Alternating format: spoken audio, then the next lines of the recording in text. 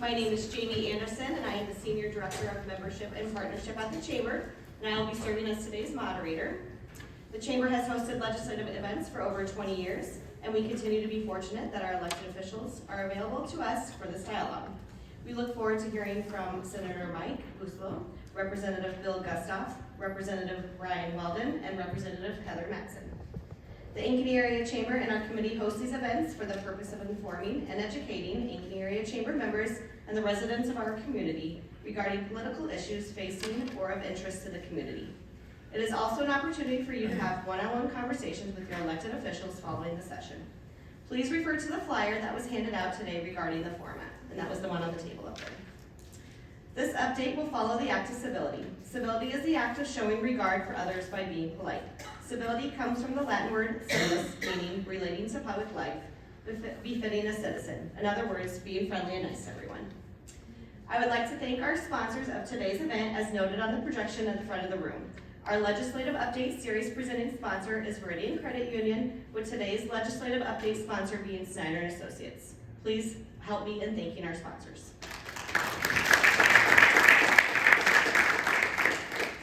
Unfortunately, Polk County Supervisor Mark Holm and Mayor Bobby Vince were unable to attend today to give updates, but we do have Katie from our school board, and I would like to bring her up to the podium. Everybody welcome Katie.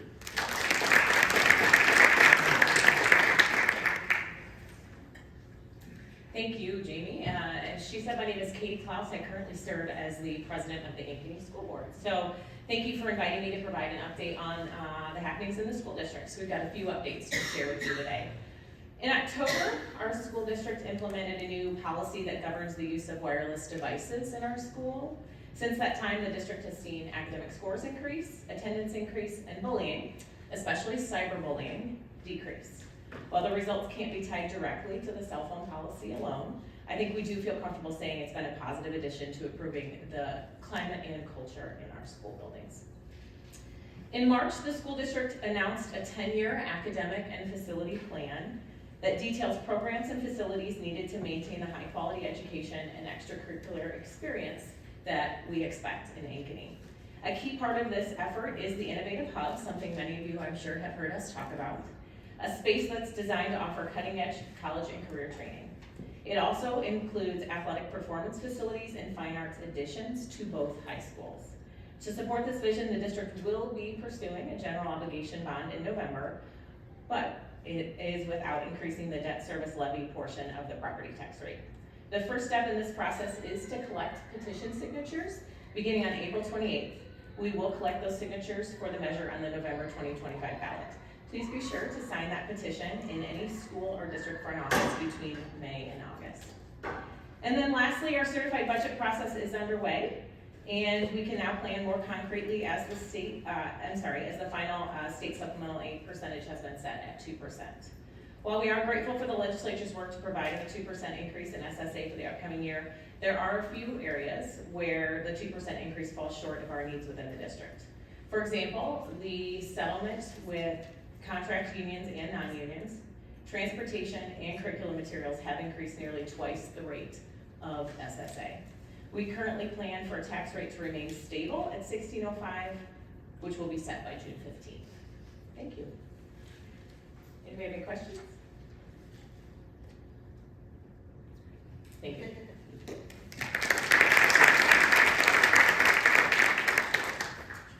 Thank you, Katie. If you do have a question, we have index cards available from the committee members and on the table in the back of the room for you to write your question. I'll share as many questions with our panel as time permits before we conclude at 1 p.m. All questions will also be shared by email with our elected officials following this update. We also will be recording this session and posting it to the event page on the Chamber of Commerce Facebook page. We ask that the recording be used in its entirety if shared with others. Now I'd like to turn the microphone over to our elected officials to give us a 2-minute update. We'll start with Senator Buslow. Well, thank you, and I want to thank the sponsors for today's event, the Ankeny Chamber. This is our final chamber update of the year, and this has always been a well-run and excellent forum, I think, for all the elected officials to speak to our constituents and get a message out in a really civil format. And so I know I appreciate that. Also appreciate hearing the update from the school board and school district. we're at a place in Iowa in the session where there's about a month left and we're winding down. And the mission of that session, which started out as making sure that we had a state that is more affordable for Iowans to live in, more worthy of investment from people who are trying to grow their business here, and easier for families to make their life in, is still the mission here on this last month. And in fact, it's the most important part of it, because we still have big challenges to tackle. We need to do something about the property taxes. They are too high. We just got a letter, a week ago, I think, if you own a home here. And if you're like me, you got a letter and you thought to yourself, should I put a sign in the front yard? Because if I can get that number for it, it's not a bad deal. Which is a good problem to have in Ankeny. We've been very lucky in that regard. But we need to do something to tackle our property taxes that are going up, because those are costs that just get passed on to families through businesses or directly to families through the property taxes we pay. We also need to do something about energy prices. Energy is a major bill. We've not updated our energy policy in Iowa in 25 years. That's a major piece of the governor's agenda that is outstanding that I believe, should tackle this session. And finally, we're going to need to finish the budget negotiations. So we are winding down. The Senate and House are wrapping up the less controversial bills. I won't say non-controversial bills, but the less controversial bills that are passing with broad bipartisan support and sort of clearing the deck so that we can get out on time. I'm excited to do that and excited to keep working to get the big priorities done. And thanks for the opportunity to be here. Bill Gustav, Iowa House District 40, Southern Ankeny and all of Altoona, Salem, Delaware. Most of you know that, but just in case.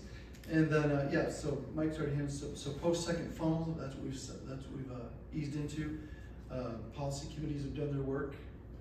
We'll still deal with the policies, bills that have survived funnel and the debate calendars for each chamber, the regular calendars.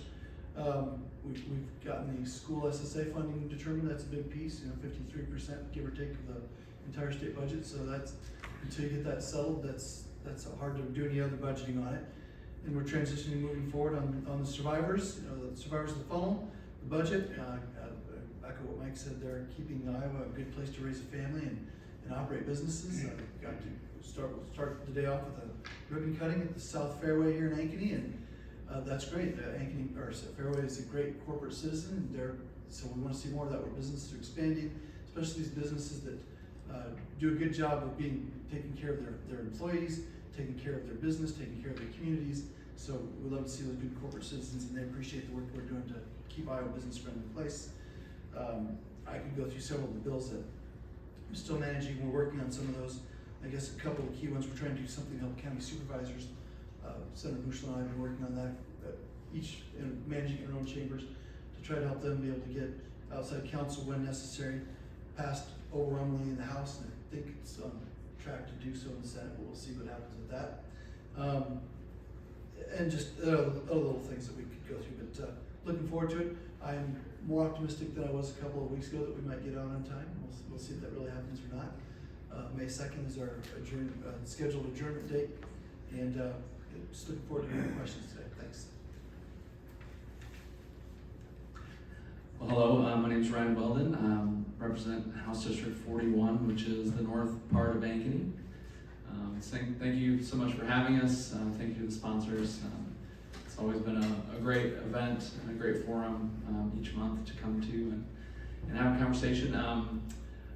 If you're unfamiliar with myself, this is my first legislative session, so when people like Bill say he's optimistic about getting out early, I take that very seriously and will hold you to that. But also knowing that things change a lot. It's been very interesting, the different seasons of the session right now. It's, the House, needs some bills from the Senate to move forward on, to do some work. And so it's just very interesting to learn about these different things. A couple of the bills that I've been working on of note.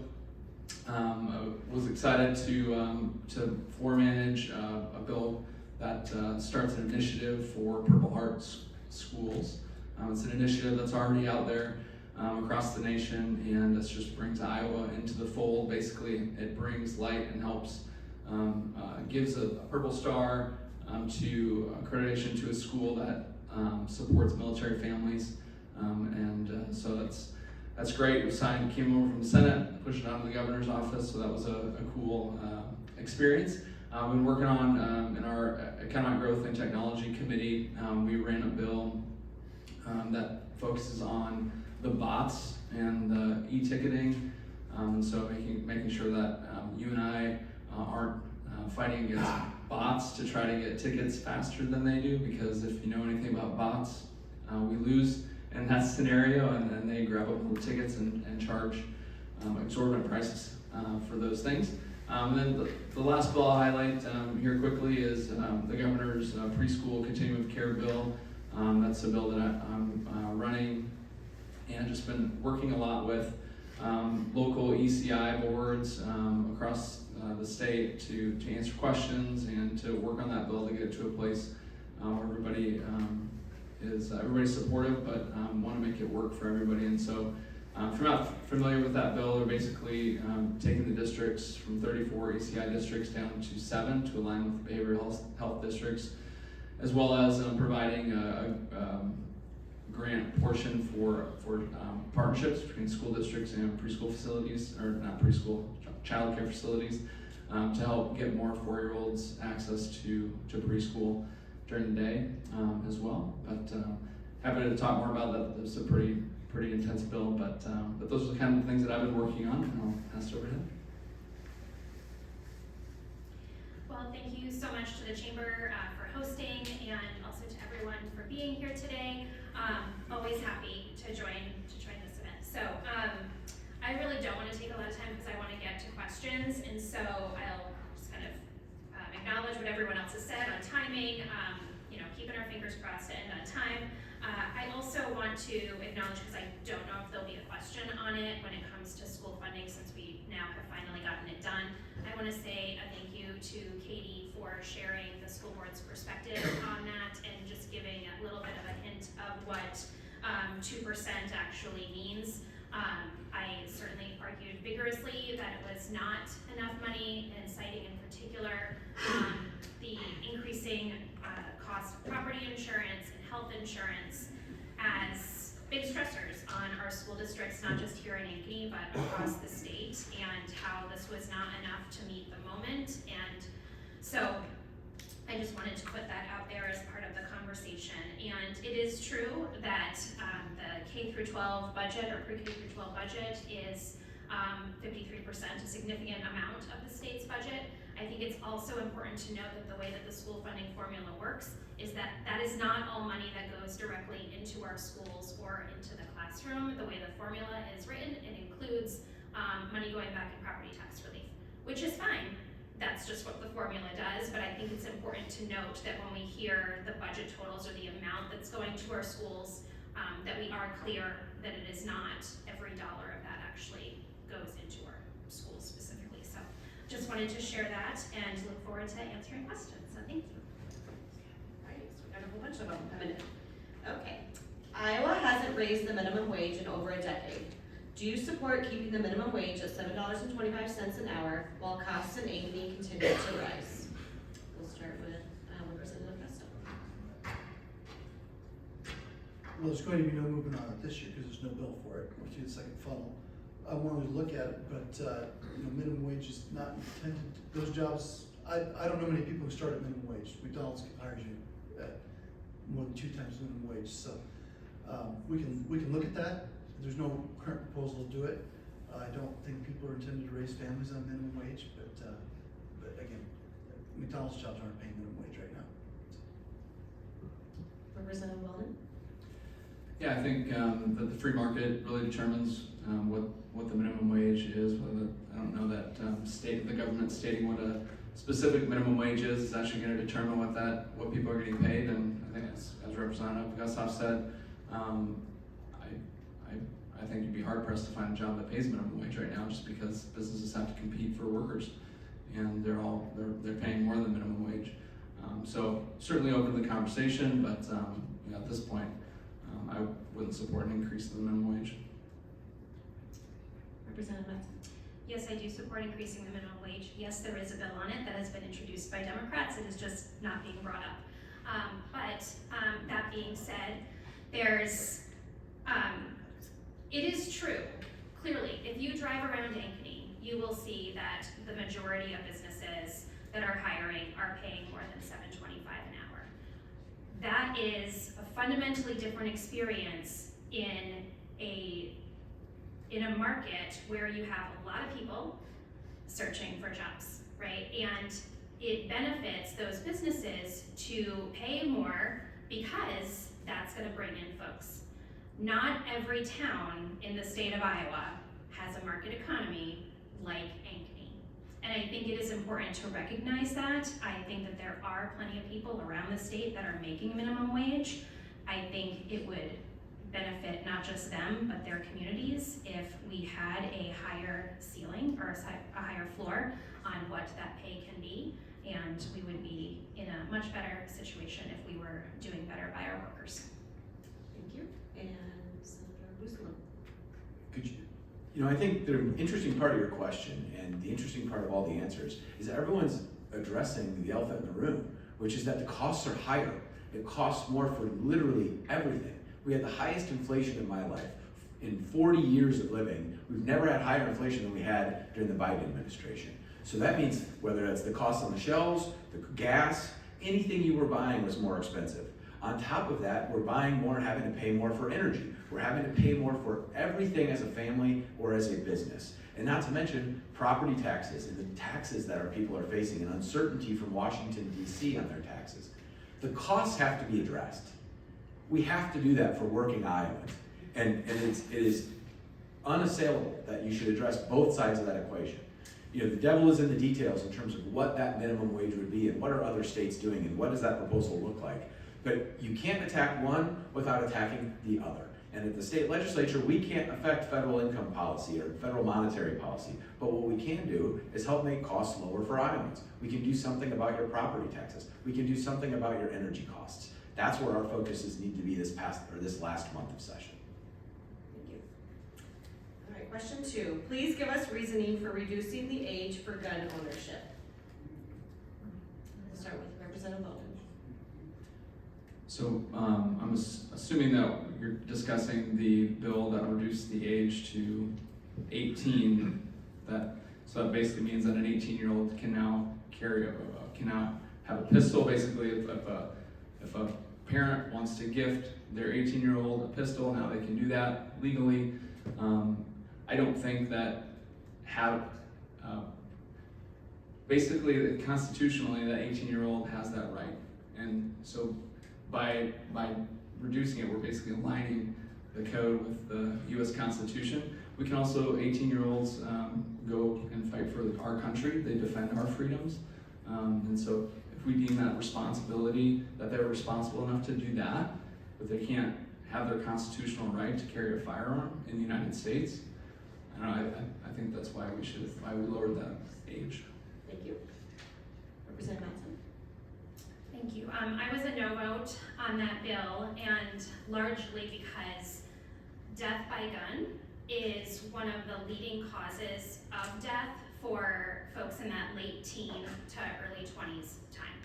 I do think that this is a public health issue. I certainly understand the argument that is being made, and I don't disagree with the point that you're making, but I think it is a broader issue when we are talking about guns in this country, because we do have an epidemic of gun violence and death by gun. And so I just did not see this as a priority of what this legislature should be working on. And I will leave it at that, but I do have to just mention something that Senator Buslow just said about the highest inflation in his lifetime. Having also lived through the 1980s and the Reagan administration, I'm gonna say that that is just empirically not true. And Senator Buslow. I wasn't old enough to live through the Carter administration, so believe it or not. Back to the question at hand. I heard from a colleague, and his daughter is 18 years old, and the job that she got coming out of high school and was to become a realtor. And 3 days ago, we celebrated, and I think most of you folks have been around Des Moines long enough to remember 14 years ago, Ashley Oakland was murdered. She was a realtor here in town. It's actually an unsolved mystery. No one has been charged and convicted of that crime. She was a realtor, and I heard from my colleague, and I was an 18-year-old daughter, is a realtor, and under state law today, she could carry a long rifle around or carry a shotgun, but she couldn't carry a handgun for self-defense when she's showing homes, and they live in eastern Iowa, for self-defense. The criminals will. They won't abide by that. And so I think it was important to update that, not only for the constitutional side of the equation, which Ryan talked about, but also for the practical side of it. To carry a long rifle around or a shotgun, and she's 18 showing houses, to me, that made a lot of sense and is in line with the values of Iowa and the Constitution. Representative Bristol?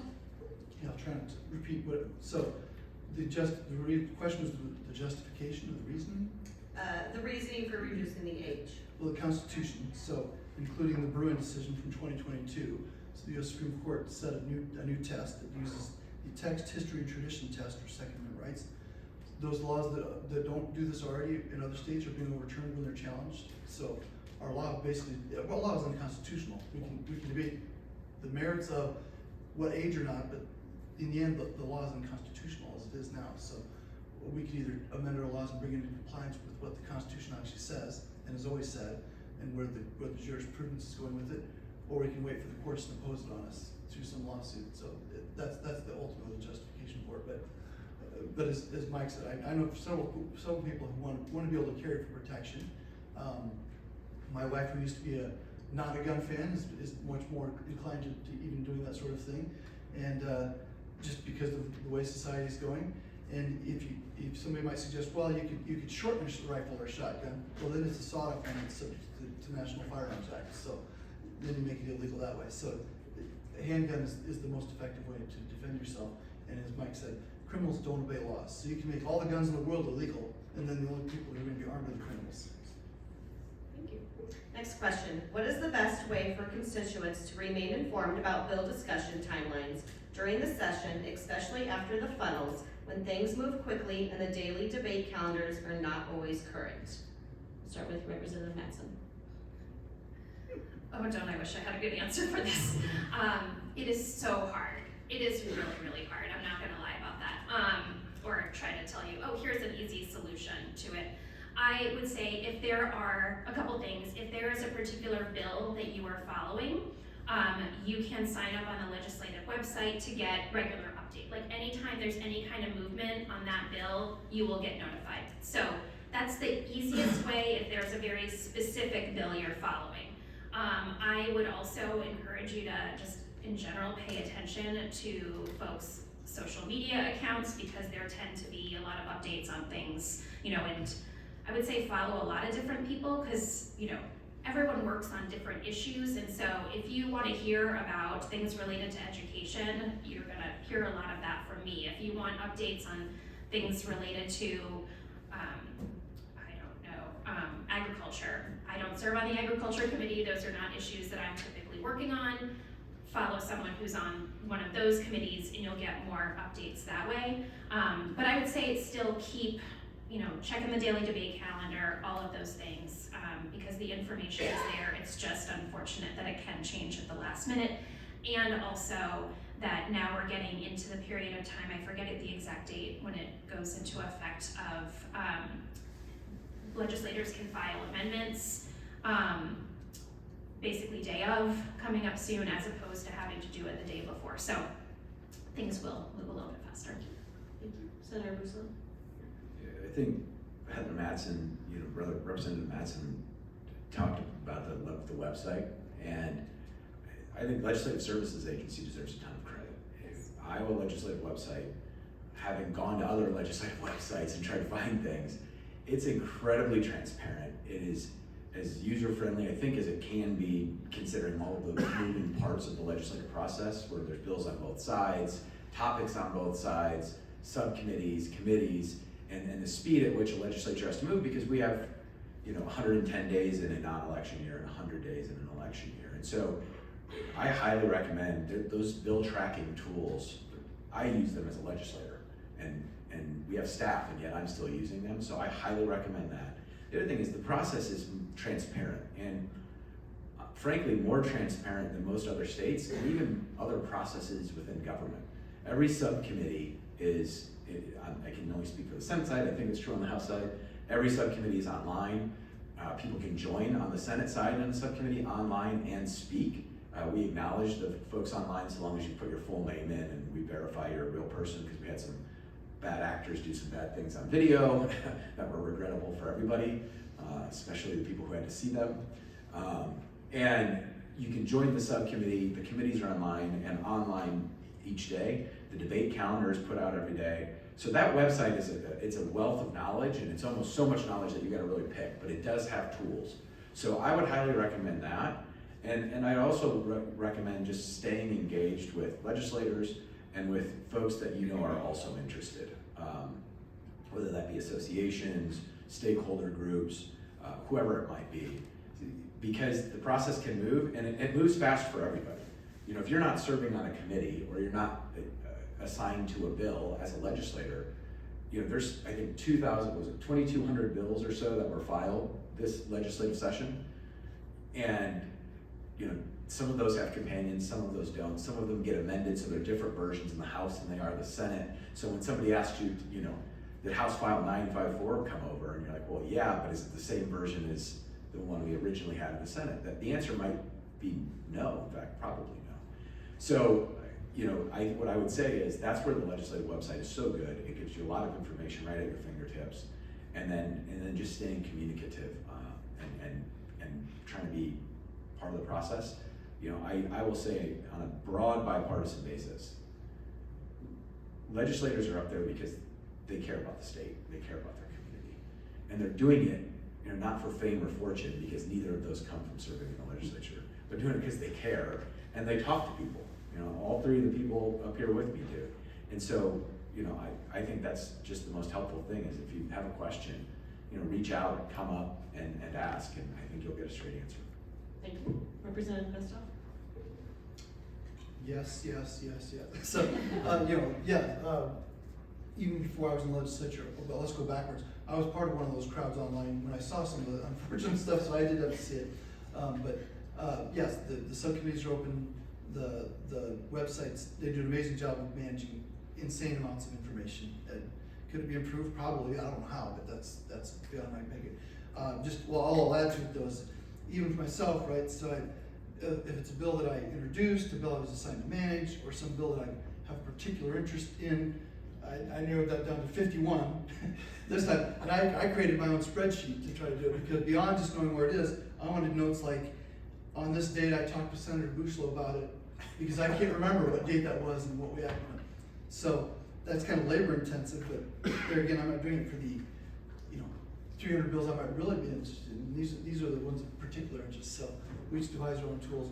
But I think you hinted at this, but affinity groups, if you're part of some group, they're going to keep you informed of legislation of interest to that as well. So, and they're going to do a good job of probably pointing out the ones, rather than getting email about all the bills in by a certain committee, you're going to get ones that are actually moving and live and that sort of stuff. Thank you. Representative Weldon? So I'm not really as versed as everybody, so I'm, this year I've been going through, trying to find the best places. I'm pretty sure, there's a lot of legislators that produce a newsletter. I do a newsletter. It's typically focused on the committees that I'm on. So Representative Mattson says follow various people, it's because there's all these different committees and everybody's kind of focused on different things. The other thing that I found out when navigating the website, if you're on the home page, kind of on the left, you can search for a bill. So if you know the bill number, regardless of what the bill number has ever been, you can go on there and you can search, if it's a House study bill, Senate study bill, House file, Senate file, just HF, whatever number, search for it and it'll bring up the result. And then when you're looking at the bill, on the left-hand side, you can see all the history of the bill as well. So if there was an amendment filed, if it went through a committee, if it went, so the various stages. I won't bore you with the details. Various stages on the left is very helpful especially when you're trying to follow what the new bill number is versus the old bill number, or if the House has adopted the Senate file now, and so now you have to track it in that way.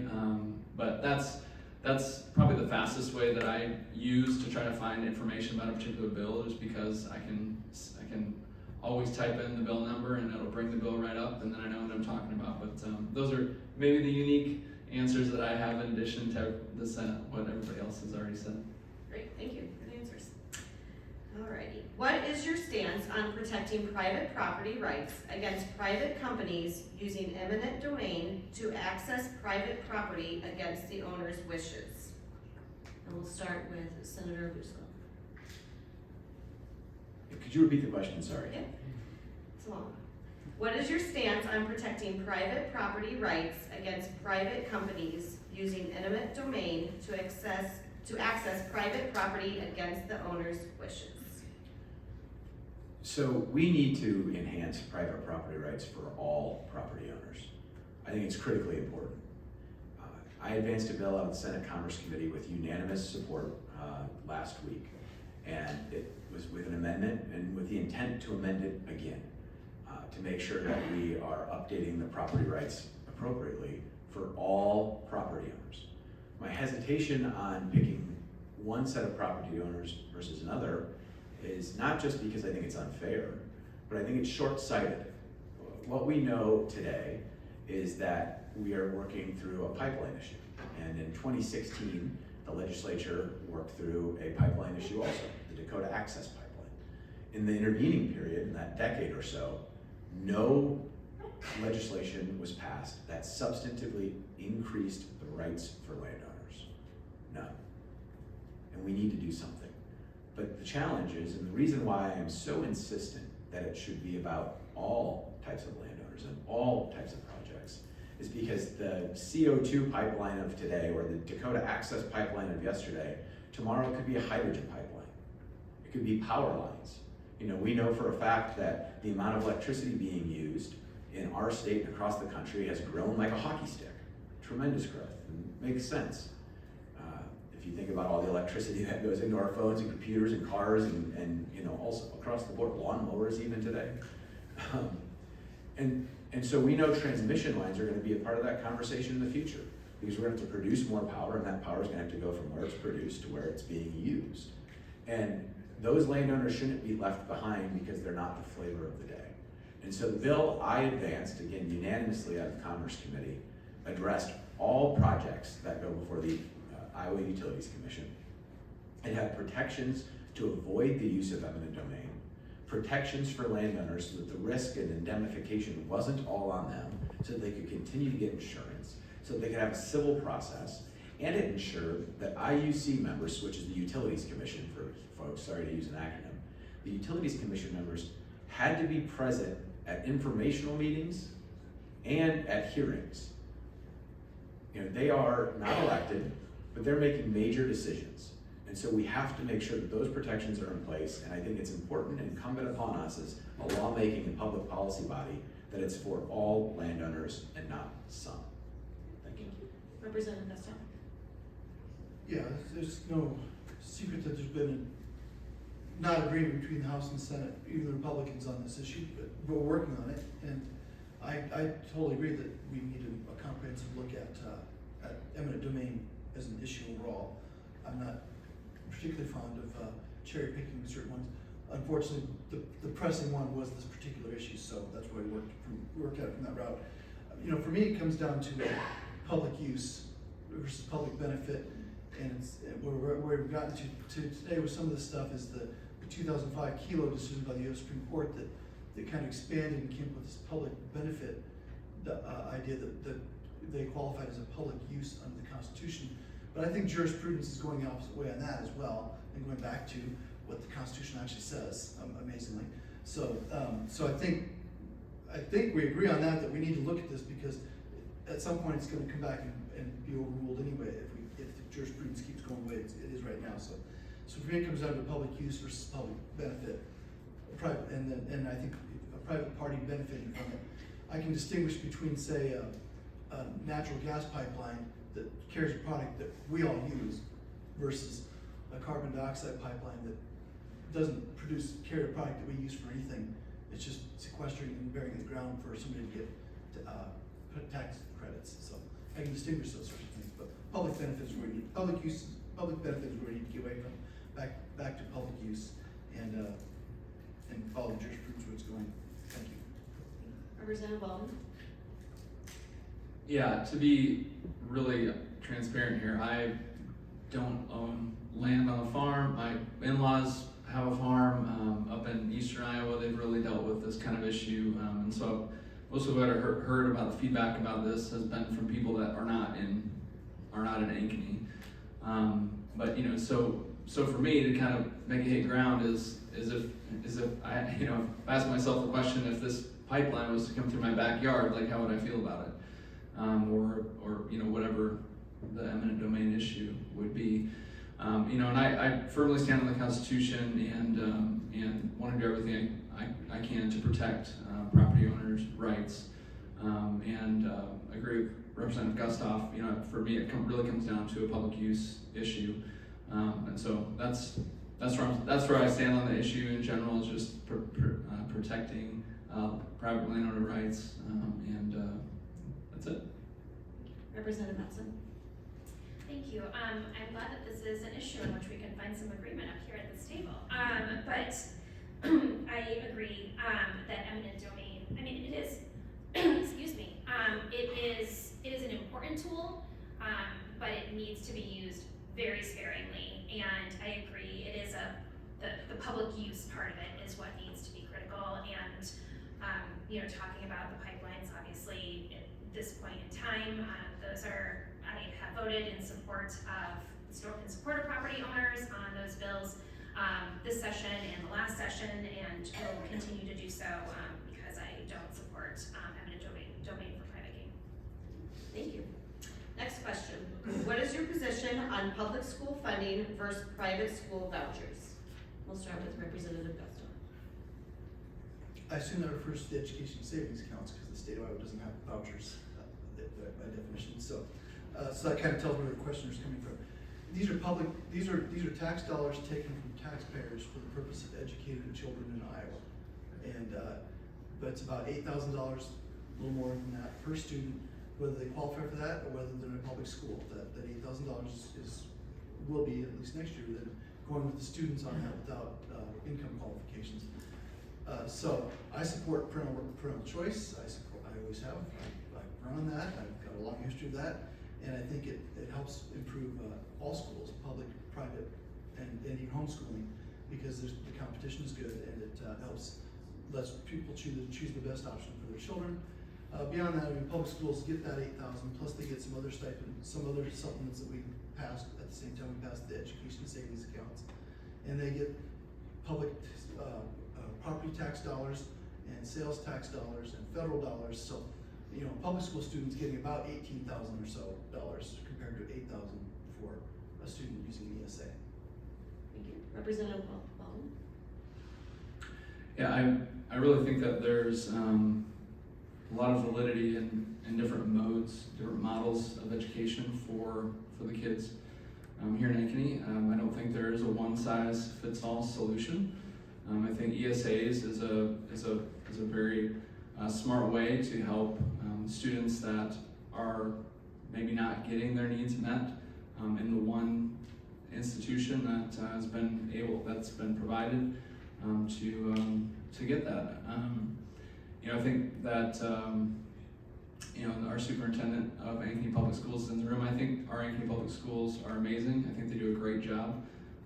I agree with what Dr. Pruitt has told me in the past, which is that Ankeny Public Schools are going to be as competitive as they can be and be the best education institution possible. And I support that 100%. I support our public schools. I also think that there needs to be other options for people that public schools don't work for. And so I truly believe that our state funds is funding the student. It's not funding an institution.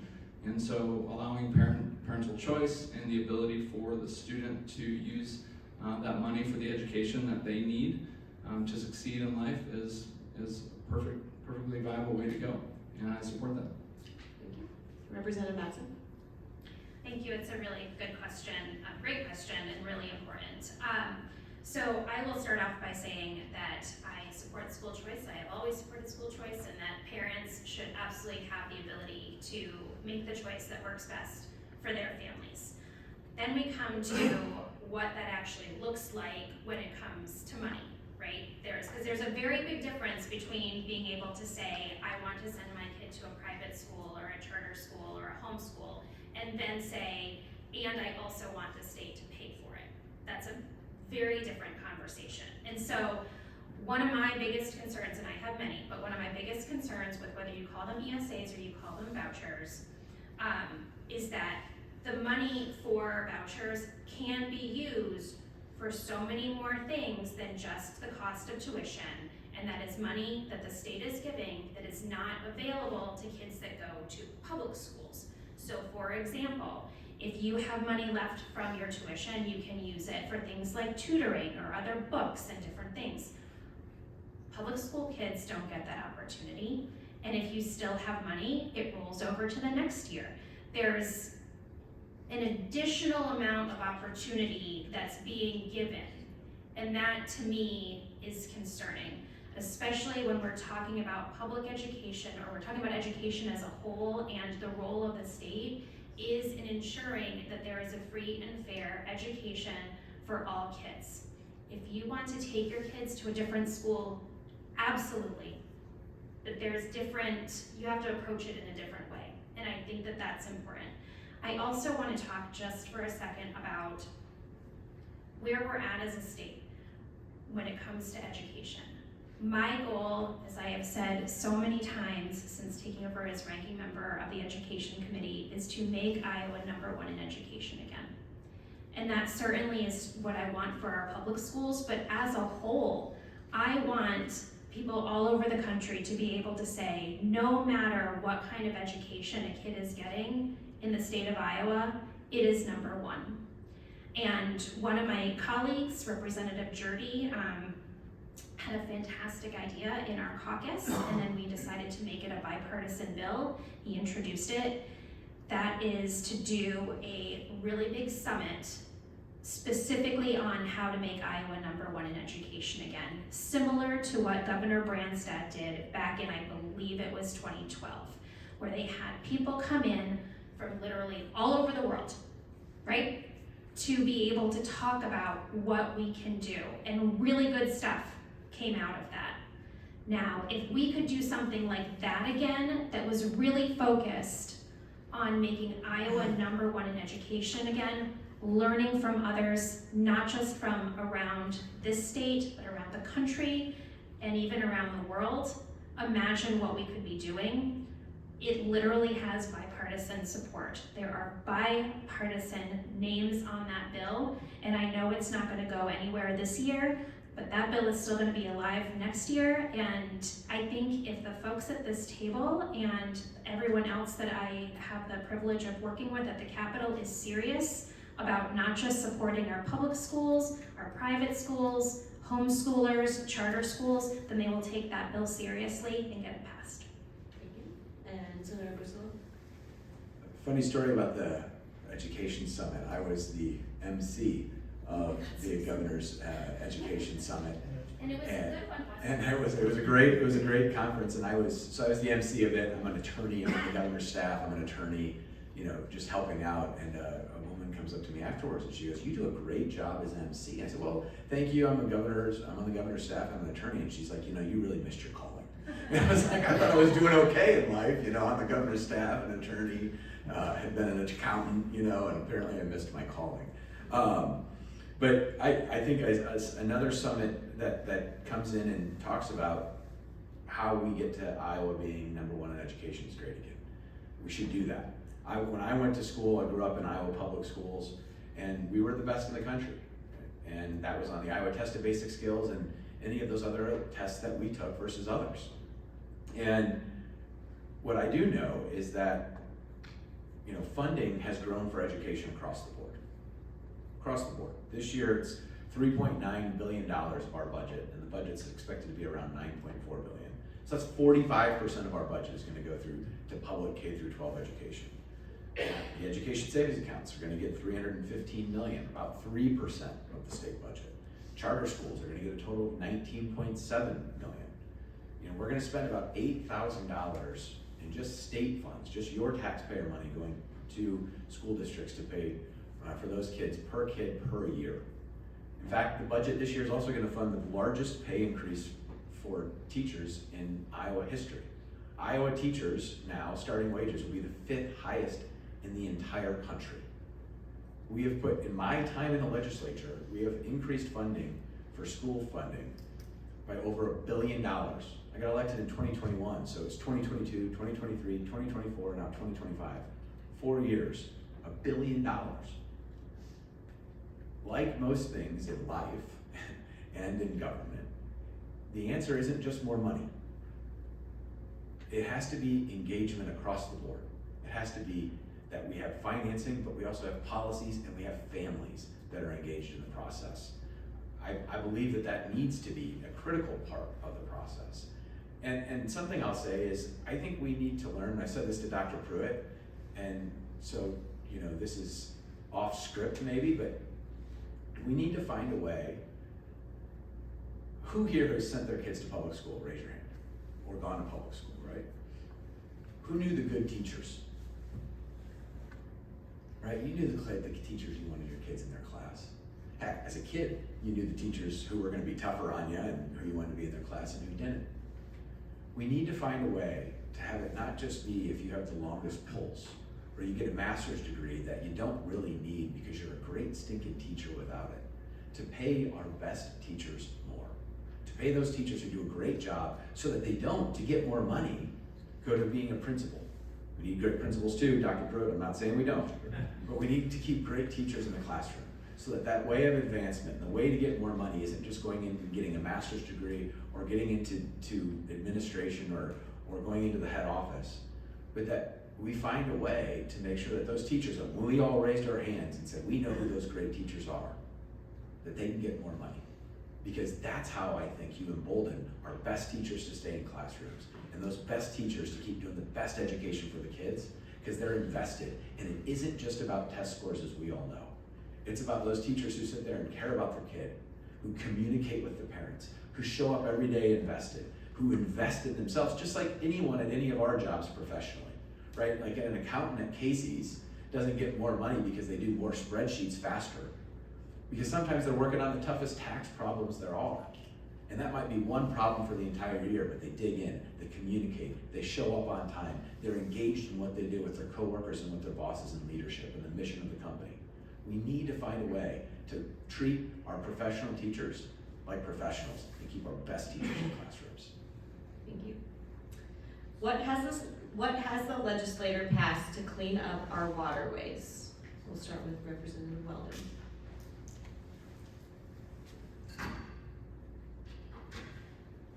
I can't think of a single bill that I know of in this particular legislative session to clean up our waterways in any of the committees that I'm on. So I don't want to waste anybody's time. I'll pass it on to see if anybody else. To my knowledge, the legislature has passed nothing to clean up our waterways. If that's true. Senator Bristol? So in 2018, I had to think back, because Governor Branstad's final year was in 2017 with a water quality proposal. And he came forward with a proposal that was supported by a different age in politics, even I'm aging myself here, that was supported by, at the time, in 2016, he came up with a proposal that he sent forward in 2017. A proposal that was supported by Secretary Tom Vilsack and Terry Branstad. Two people who disagree on a lot more than they agree on. And that was a water quality funding proposal that was based on the nutrient reduction strategy. Nutrient reduction strategy is something that was not come up with by a special interest group. It's come up with by Iowa State University.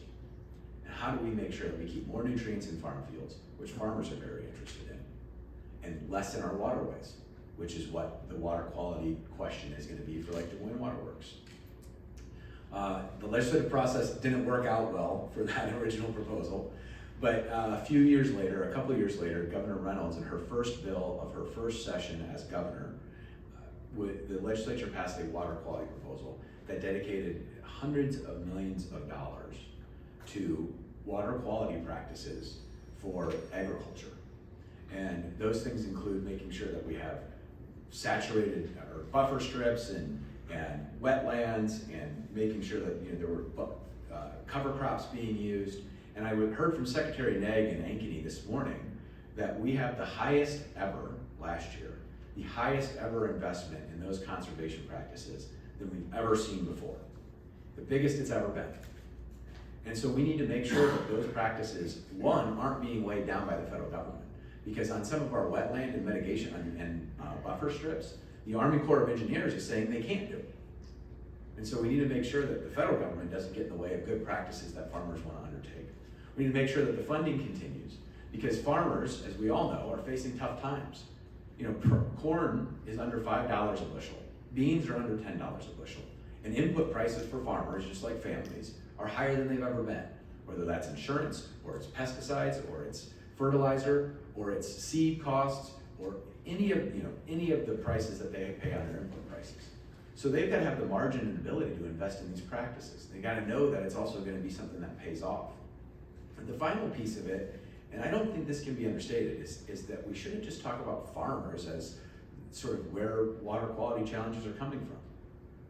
I know, and I'm just as I do it at my house, right? I have a local lawn guy who came in, and I got the sign in the corner of my yard the other day saying, hey, we put down some fertilizer on your grass. And that is a challenge that's coming across, from communities, both cities and suburban communities. So what are we doing to make sure that water that is running off from family homes or golf courses or parks, or frankly from parking lots, because there's nothing grabbing that water, that we have the practices in place that are keeping that water from unfairly getting into our waterways. And so it's a multi-pronged approach, but in 2018 that was passed, and it's being used more than ever before. And the proof is in the pudding. When you drive around Iowa now versus when I was younger, you see green on the fields after harvest in the fall and in the spring. And it's because people are using cover crops. They're putting down ryegrass, which is good for, and using no-till operations. So that instead of tilling up that soil and some of those nutrients running off, they're putting down that ryegrass, which holds the nutrients, and inevitably, and what we've seen most of the time, is it's leading to higher yields for farmers. So we need to keep using those good practices, we need to keep funding them, but we need to make sure that we have a multi-pronged approach, because it isn't just farms, it isn't just in the rural parts of our state that are affecting water quality, it's statewide. Thank you. And Representative Destone.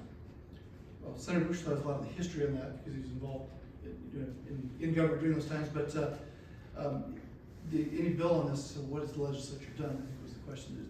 There are no bills in the EPA, the Environmental Protection, Environmental Protection Committees. There are two bills that are supposed to funnel, and neither one of them is water quality bills. So you can, maybe the other thing, there's a Battery Stewardship Act. Does that stop battery debris from leaching into the soils? Sure, that helps. So it's not an isolated thing, but I look largely to. I've been almost 30 year member of the Farm Bureau myself. Mark Costello is a senator, state senator, one of my closest friends.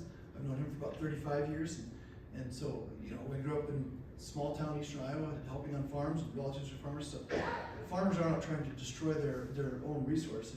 I don't go buy a fancy sports car and then beat the crap out of it. That's not what we do. I don't own my business and try to do everything I can to destroy my resources and my business.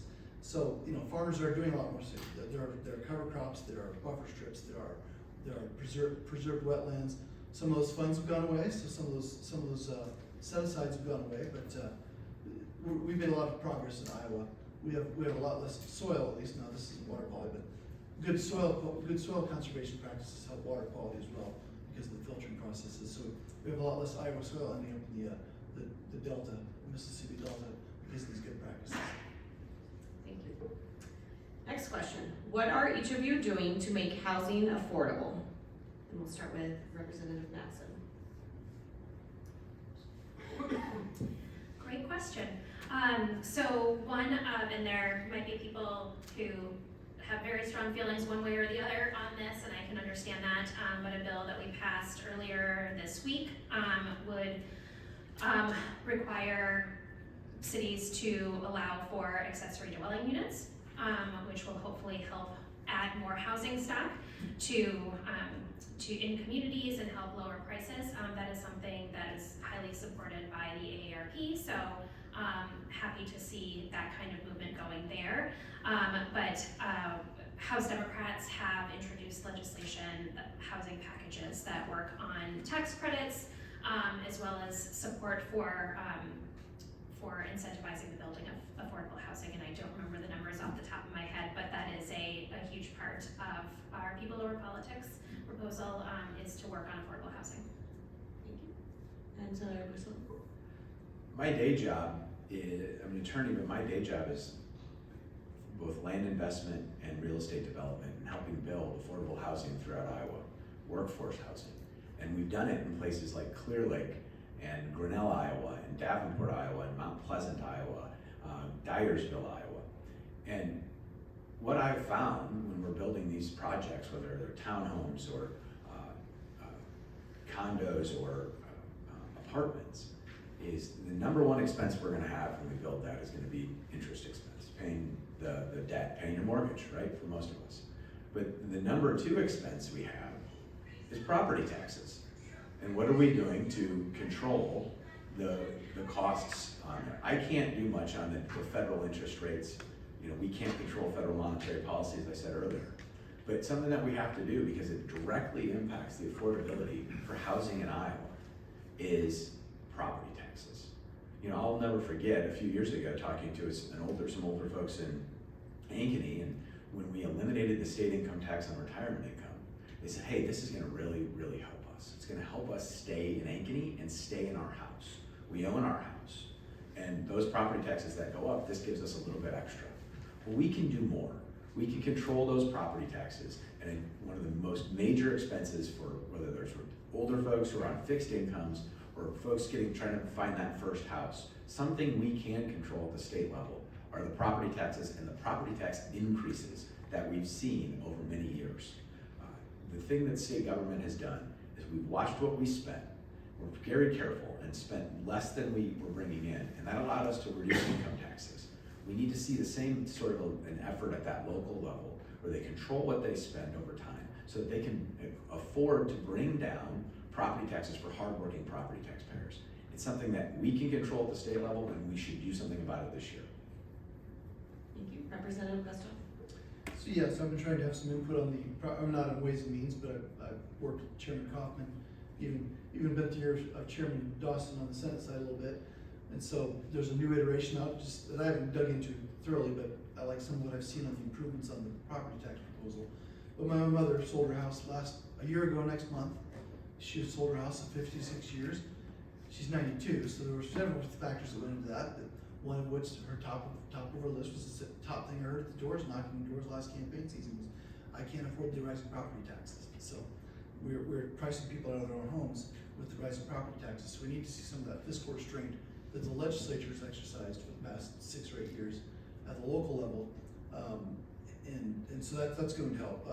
I call it the tiny houses, the accessory dwelling units, but I call it the tiny house concept because I told my kids at one time when they were all at home that if they scattered, they better beware because their mother and I were going to put tiny houses in each of their backyards and spend our years traveling around and spending a month or 2 with each of them. So, so it resonated with me. But I spent 7 years, I think it was 7 years, on the board of Habitat for Humanity of Iowa, all about affordable housing, and one of those years as the president of it. And so, watching through that lens, I'm always watching some of these proposals in the legislature that sound good. You know, it sounds good to require this kind of testing on every house or this kind of device to be installed in every house. And I'm like, wait a minute, that adds to the cost of a house. Well, it only adds $1,500. You know, I've got another child who bought a house on the east side of Des Moines.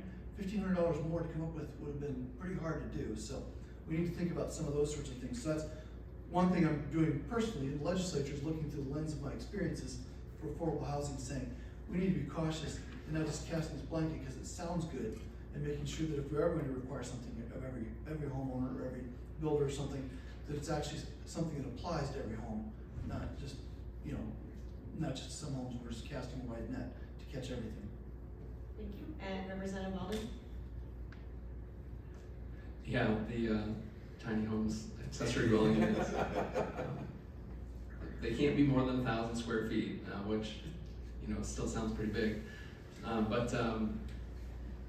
don't really have any more to add. I think probably the property tax conversation is the most effective way to increase affordable housing. I know that I've been contacted by some constituents that you know, would like to have homestead households who have at least one person who is under disability as a veteran to be exempt from property taxes. So, you know, that's part of my job is to advocate for my constituents with the folks that are running these bills and working on these bills. And so that's definitely something that I've been doing as well in order to help make it a little more affordable. And also so they can keep their house. I mean, if the government's charging you money for your house and you can't afford it, then do you really own your house, or does the government own your house? And so it's making sure that we do that. And I know that the Ways and Means, you know, Representative Kaufman, Senator Dawson, they're still taking feedback. And so, you know, if you have ideas, if you have things that you want to see in the property tax bill, if you think there's things that don't make sense, and especially this new iteration that they just kind of announced, you know, make your voice heard. Let us know so that we can let them know, and so we can help work on those things that are important to you as well. Jane, can I have one more thing? I just thought something about that. I'll just be really quick. So on the housing piece, Representative Besthoff, I'm glad you mentioned something about requirements, because I think that is an important conversation to have, and that we want to make sure that housing standards are really good, you know, and that we're not going to inadvertently, you know, make some poor choices. But I agree with the concept of it's important to look at what all of the requirements are, and so I hope to have future conversations with you about that, because we do want to make sure that folks can get into their houses. I also think the property tax conversation on this is really important, but I think it's that like next thing afterwards. When we're talking about affordable housing, we need to be talking about what is actually attainable. And speaking as someone who's, when I was a kid, we had to sell our house and move because we could no longer afford the property taxes. So I fundamentally understand that situation, and it's not a great place to be at. But so much of the challenge right now is that there isn't enough affordable or attainable housing to get in to begin with. And I see the property tax conversation in some ways about being able to stay once you're already there. So both important, but needing to actually build more affordable and attainable housing, I think, is something that the legislature needs to be a part of working on and partnering with cities and counties to make that happen. And so that was just something I wanted to add. And then also, House Democrats have released our own property tax proposal that is honestly just very simple. Here's what it is. If you're a homeowner, you'll get a $1,000 rebate. If you are a renter, you'll get a $500 rebate annually for a certain period of time. Seems pretty simple, and yet also will put money back in your pockets right away. All right, we might have time for one more. Both the Senate and the House are studying bills that would alter and perhaps reduce tax credits and incentives for our businesses. If enacted, what effect would this have on our member businesses? And we'll start with Senator Busso.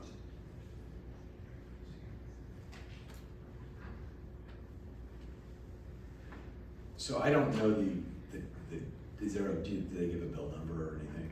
I don't know the details of that study. We've looked at, and it's the job of the legislature to examine what tax incentives are in place and are they making sense. And let me give you an example of something where we've reined that in. There's the research activities tax credit. This is a tax credit that goes to businesses that are doing research and activities in Iowa, including investing in jobs. The companies that use it are companies like Corteva, who are doing bioscience research, John Deere, who's doing engineering and computer research, and all sorts of stuff because farming and tractors have gotten a lot more complex since I was a kid. And Rockwell Collins, who, they're in Cedar Rapids, Iowa. They don't sell any fighter jets in Iowa, I can tell you that much. But they are the ones who build the helmets for the F-35. I know that because my brother-in-law is an F-35 pilot at Nellis Air Force Base, and I got to try on his helmet. He's like, this was designed and manufactured in Cedar Rapids, Iowa. So I thought it was kind of cool. And that was one where Iowa had a more beneficial environment than any other state in the country. And so a couple of years ago, we took that, reviewed it, and said, you know what, we don't need to be as far as we are. And so we brought back and brought it more into line with what other states were doing. But I also know this, right now, and I've seen in the news, of layoffs at places like Kinsey Manufacturing, Maytag Manufacturing, Sodexo in Decorah, Iowa, and Rockwell Collins in Cedar Rapids. You know, good jobs that are paying good wages and salaries to people in Iowa, to Iowa families. And we need to make sure that what we're doing in terms of public policy is making it easier for business owners, investors to come into Iowa, invest in Iowa, and create jobs in Iowa. We've been very lucky in Ankeny to have great employers who continue to invest here and a quality of life that people want to live here. But the number one driver of that is going to be, can I get a job in your state? Can I get a job in your community? Can I get a job that is going to help feed my family and give us the quality of life we want, and a job that can, frankly, I can grow into, something that has a career and not just something that is a one-off. But people want to, invest in themselves more than anybody else. And so ultimately, we need to make sure that we are balancing public policy so that the priority is on creating jobs in Iowa and helping businesses and business owners and investors invest in Iowa and Iowa communities, because that will be a tide that raises all ships. That helps families, it helps the community, and it's going to help that business grow. So that I think needs to be our priority as we look at and review any tax credits and any tax policy, because a dollar left with a family, a tax dollar left with a business is going to be better used and better invested in our communities than a dollar sent to the government. Thank you. And Representative Gusto? So, yeah, since there's no bill and there aren't cuts being proposed, I guess what the effect is gonna be depends on which tax credits get the haircut, right? So until we know that, we don't know what the effect's gonna be, but sure, it will affect certain businesses, depending on which ones get cut. Also though, as income tax, we're working toward lower and lower income taxes. We're trying to create a wider, flatter, fairer tax program in Iowa. We're at 3.8%, which puts us at the 6th or 7th lowest of states that have income tax. 6th lowest in the country of states that have an income tax, and we've exempted retirement income. So we're improving that. But as income taxes go lower on businesses, the tax incentives have less benefit to them, and so there's less benefit to the credit, thus less impact. So if we ever do get to a zero income tax state, then the impact of losing a tax credit is nothing, because there would be no tax to offset it against.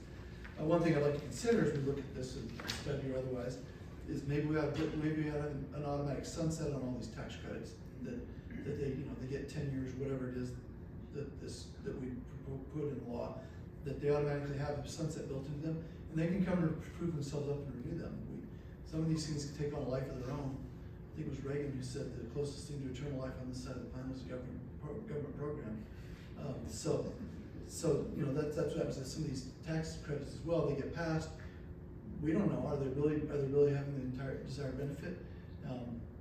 And then I guess one comment tied to the property tax reform thing is Senator Bush and I were talking about this earlier this week. So I won't name the communities, but there were two communities, Central Iowa. They were both trying to bring a certain type of business to town. These were competitive businesses. One insisted that they had to offer TIF to bring the business there, or they wouldn't come. The other community didn't offer TIF, and the one that didn't offer TIF got the business. The one that offered the TIF, it never materialized. So in that case, I would say the first community was trying to give away the store, and it wasn't even going down the desired effect. So we need to make sure that, is it necessary to offer some of these incentives, or would this business come to us anyway, or would they not come in the first place? And then whatever about it. Thank you. And Representative Weldon?